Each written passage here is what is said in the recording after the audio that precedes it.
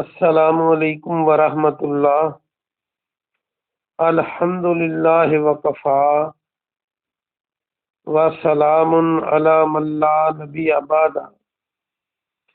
اعوذ باللہ من الشیطان الرجیم، بسم اللہ الرحمن الرحیم۔ اللہ مہربان کے فضل و کرم سے ہمارا آج کا سبق سورۃ الاعراف کی آیت نمبر 81، 82 اور 83 ہوگا انشاءاللہ۔ اعوذ باللہ من الشیطان الرجیم، بسم اللہ الرحمن الرحیم۔ انکم لتعتون الرجال، انکم بے شک تم، لتعتون یقیناً تم آتے ہو، کیا تو آنا، تاتونا تم آتے ہو، یہ جمع کی علامت ہے واو نون کی وجہ سے۔ الرجال مردوں کے پاس، شہوتن خواہش بجانے کے لیے، شہوت کے لیے، شہوتم من دون النساء، من سے دون علاوہ، نساء عورتیں، عورتوں کے علاوہ، بل انتم بلکہ تم، قوم مسرفون قوم ہو، لوگ ہو، مسرفون حد سے تجاوز کرنے والے۔ مسرفون کو دیکھیں تو واو نون تو جمع کی علامت ہے اور اس کا روٹ ورڈ ہے سین را فا، جیسے اسراف ہوتا ہے خرچ کرنا، صرف کرنا، خرچ کرنا، اور اسراف جو ہے یہ فضول خرچی کو کہتے ہیں۔ مطلب کیا ہوا، فضول خرچی کیا ہوتی ہے؟ حد سے بڑھنا فضول خرچی ہوتی ہے۔ تو تم حد سے تجاوز کرنے والے، حد سے بڑھنے والے لوگ۔ با محاورہ ترجمہ دیکھیے، یقیناً تم خواہش کو بجھانے کے لیے عورتوں کے علاوہ مردوں کے پاس آتے ہو، بلکہ تم حد سے بڑھنے والے لوگ۔ وما کانا جواب قومی، وما اور نہ، کانا تھا جواب عربی میں بھی جواب ہی کہتے ہیں سوال کے جواب کو، جیسے اردو میں ہم کہتے ہیں۔ قومی ہی اس کی قوم کا، اس کی قوم کا جواب نہ تھا، الا مگر، ان یہ کہ، قالو انہوں نے کہا، اخرجوہم تم سب نکال دو انہیں۔ یہ خارا جا آپ بڑی دفعہ پڑھ چکے، یعنی خارج کرنا، نکالنا۔ اخرجوہم من قریتکم، اپنی قریہ سے، اپنی بستی سے۔ قریہ بستی یہ اردو میں بھی ہم کہتے ہیں۔ انہم بے شک یہ، اناس لوگ ہیں، اناس یتطہرون پاک لوگ، طاہر، طہارت کا لفظ یہاں سے بن سکتا ہے پاکیزگی، طاہر کا لفظ بن سکتا ہے پاک، یتطہرون یہ سب پاک بنتے ہیں۔ اس میں اناسم کو دیکھیں، یہ جیسے آپ بولتے ہیں عوام الناس، عام لوگ، عام کی جمع عوام، الناس لوگ، اور سورہ ناس بھی ہے۔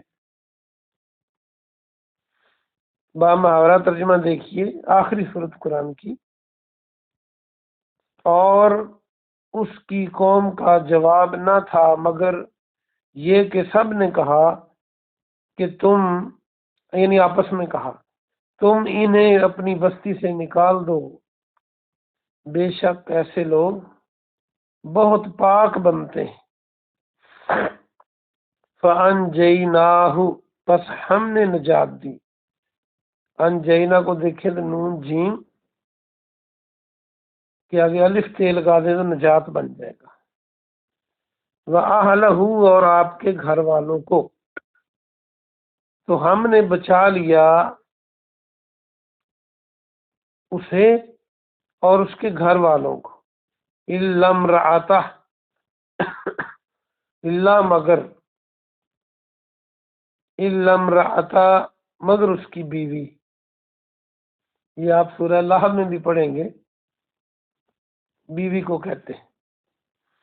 مگر اس کی بیوی کو، کانت تھی وہ، من الغابرین پیچھے رہنے والوں میں سے. غابرین جو ہے یا نون تو جمع کی علامت ہے، تو اردو کا لفظ غبار، غائن بے الف رے غبار. غبار کیا ہوتی ہے؟ مٹی، دھول. تو مٹی قافلے کے گزرنے سے بعد اوپر اڑتی ہے یا پہلے اڑتی ہے؟ غبار، گرد و غبار بعد میں اڑتا ہے، جب قافلہ گزرتا ہے بعد میں اڑا رہتا ہے. تو یہاں سے یاد رکھ لیں کہ پیچھے آنے والا، پیچھے رہنے والا، وہ تھی پیچھے رہنے والوں میں سے. با محاورہ ترجمہ دیکھیے. اور ہم نے اسے یعنی لوط علیہ السلام کو اور اس کے گھر والوں کو، مگر اس کی بیوی کو نہیں، اس کی بیوی کے علاوہ ہم نے اس کے گھر والوں کو، اسے اور اس کے گھر والوں کو بچا لیا، نجات دی. وہ پیچھے رہنے والوں میں سے تھی. آسان سبق ہے، آئیے اس کی ہم تفسیر دیکھتے ہیں. کل کے سبق میں یہ اس پیغمبر لوط علیہ السلام کی قوم کا واقعہ شروع ہو چکا تھا، اور آپ پڑھ چکے ہیں کہ وہ قوم فحاشی کرتی تھی، اور یہی سلسلہ آگے ان آیتوں میں بھی وہی مضمون ہے. اللہ فرماتا ہے کہ تم لوگ جو ہو، جو مرد تھے اس قوم کے، تم اپنی شہوت پوری کرنے کے لیے، اپنی خواہش پوری کرنے کے لیے عورتوں کو چھوڑ کر مردوں کے پاس آتے ہو، اور تم حد سے بڑھنے والے ہو. اللہ سبحانہ و تعالی نے انسان کو فضول نہیں بنایا، کائنات پوری کو فضول نہیں بنایا. دنیا کی ہر چیز کا ایک مقصد ہے، اور انسان کی ازدواجی زندگی کا مقصد بھی اولاد پیدا کرنا ہے. تو اللہ ان کی اس پوری حرکت کو بتا رہا ہے کہ تم الٹا کام کرتے ہو اور یہ حد سے بڑھنا ہے. آگے فرمایا، جب یہ کہا تو ان کی قوم نے کیا کہا؟ ان کی قوم نے کوئی اور جواب نہیں دیا، بس یہی جواب دیا کہ اپنی بستی سے ان کو نکال دو، بجائے اس کے کہ وہ حق بات کو قبولتے، بجائے اس کے کہ وہ حق بات کی طرف توجہ کرتے، بجائے اس کے کہ وہ حق بتانے والوں کو، خیر خواہی کرنے والوں کا شکریہ ادا کرتے، انہوں نے کہا کہ ان کو بستی سے ہی نکال دو، بستی تو ہماری ہے. اس سے یہ بھی پتہ چلتا ہے کہ بستی میں کثیر لوگ ان جیسے تھے، اور تنظم کہا کہ یہ بڑے پاک بنتے ہیں، ان کو یہاں نہیں رہنا چاہیے، ان کو نکال دو. اور اللہ سبحانہ و تعالیٰ نے تو اپنے نبی کو وہاں سے نکال کر اور آپ کے ماننے والوں کو ان پر عذاب نازل کرنا تھا. تو آپ کے پورے اس علاقے میں، آپ کی پوری قوم میں کوئی ایسا گھر نہیں تھا آپ کے گھر کے علاوہ جو ایمان والا ہو. آپ کا اپنا گھر بھی سارا ایمان والا نہیں تھا. آپ کی جو بیوی تھی جس کا بھی ذکر آیا ہے، وہ ان کے ساتھ ملی ہوئی تھی. تو آپ کے بیٹے تھے ہی نہیں، آپ کی 2 بیٹیاں تھیں، اور وہ آپ پر ایمان لا چکی تھی. یہی وجہ ہے کہ قیامت والے دن جب انبیاء کرام کے پیچھے قومیں کھڑی ہوں گی تو لوط علیہ السلام کی قوم میں کوئی مرد نہیں ہوگا، ایک بھی مرد نہیں ہوگا، بس یہ دو ان کی بیٹیاں ہوں گی۔ تو کیونکہ پوری قوم کو پھر تباہ کر دیا گیا نا، کوئی بچا ہی نہیں بعد میں۔